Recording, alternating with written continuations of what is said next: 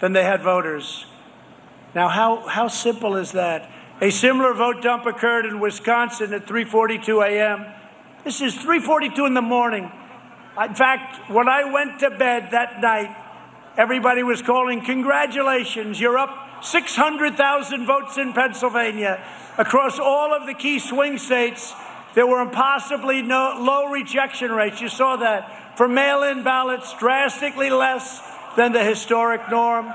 In Georgia, 0.5% of the mail-in ballots were rejected in 2020 compared to 5.77%. That's a difference of 11 times more. It's hundreds of thousands of votes. In Pennsylvania, 0.03% were rejected in 2020 compared to a much, much higher percentage in 2016. This issue alone is enough to change the election results in many states. Whistleblowers, and that's the smallest of the issues. Whistleblowers in multiple states have testified to witnessing postal workers and election workers illegally backdating thousands and thousands of ballots, fixing ballots, filling out false birthdays, registering ineligible voters, and much, much more. We're talking about hundreds of thousands of votes in each state.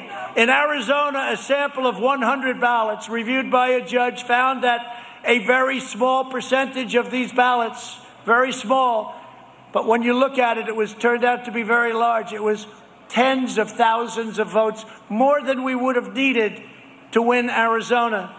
We should have won that state very easily. We have a similar type of governor, I think, but I'll let you know that in about a week. In one Michigan county, and by the way, when Laura Ingraham interviewed your governor, he said he was an offensive lineman. I said, that's strange. He doesn't look like an offensive lineman to me. In one Michigan county using Dominion voting systems, nearly 6,000 votes were discovered that were wrongly switched from Trump to Biden. They called it a glitch. You know a glitch? That's like the machine broke. Numerous times we found glitches, and every single time the glitch went 100% to Biden and no percent to Trump. The same systems are used in 30 states. The left lies, they cheat and they steal. They are ruthless, and they are hell-bent on getting power and control by any means necessary. They investigate you and they prosecute you. The moment you question them, they try and intimidate you. They call you a poor American. You're not a good American. You don't love our country. They don't love our country. They beat you down, shut you up, and make you retreat. That's what they do. That's what they've done to your governor. They've done that to your governor. Your governor should be ashamed of himself. That's what they want to do right here in Georgia. They want you to be quiet. They want you to go away, but we don't go away. We don't go away. It's the biggest open secret in America that Democrats cheat in elections. This year, by sending out 65 million mail-in ballots, they perpetrated the largest fraud in the history of our country. Democrat officials and politicians in every swing state systematically weakened every measure to combat election fraud. They ensured that there were no identity checks, no signature checks. I want to check a signature, please. I'm sorry, we don't let you do that. No eligibility checks, no nothing. Every single one of you know that if these ballots are properly audited, if the signatures and envelopes were examined, if the envelopes were correlated to the votes, because you'll find there are far more ballots than there are envelopes.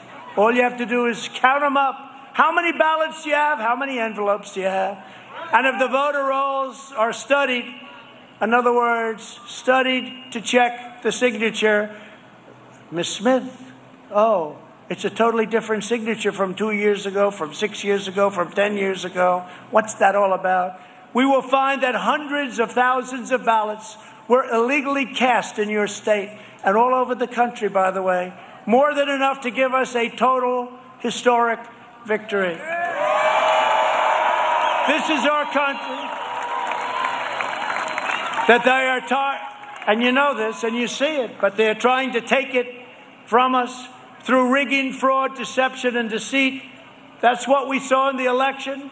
That's what's going on, and it's happening right now in our country. And we will do something about it, and we're going to do something about it quickly. And we're going to be watching on January 5th. We're going to be watching every element of what they do, this fraud that they've perpetrated on our country. We're going to be watching it more closely than any election has ever been watched. Hopefully our legislatures and the United States Supreme Court will step forward and save our country. I used to say, without borders, we don't have a country. I can say also, without an honest voting system, without an electoral process that works and that's honest and fair, we don't have a country either. We need to check every single signature in the presidential and senatorial elections.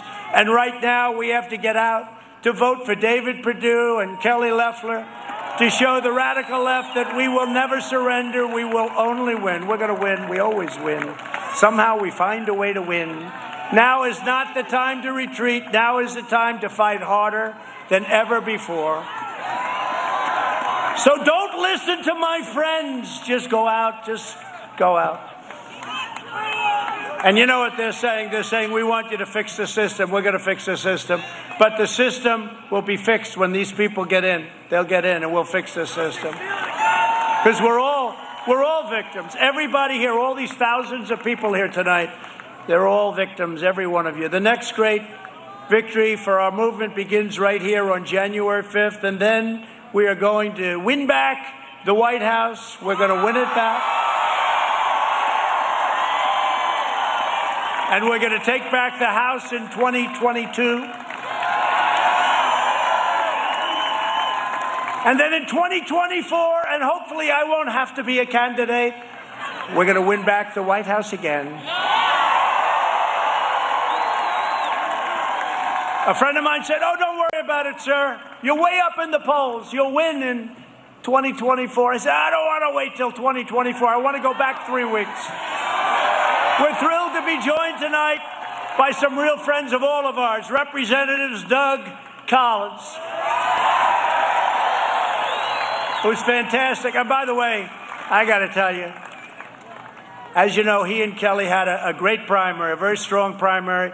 They both did fantastically well, and he is on board, and he is one of the greatest advocates I've ever met in Washington. I want to thank Doug Collins. Where's Doug? Thank you, Doug. What a job he does. Thank you. Doug, you want to run for governor in 2 years, by the way?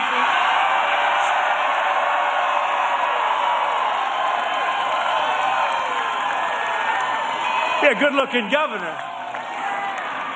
A friend of mine, one of the toughest guys you'll ever see, Louis Gohmert of Texas. Louis. Thank you, Louis. Thank you, Louis. And a young up-and-comer who's taken Washington by storm, Dan Crenshaw. Where's Dan? Where's Dan? Where is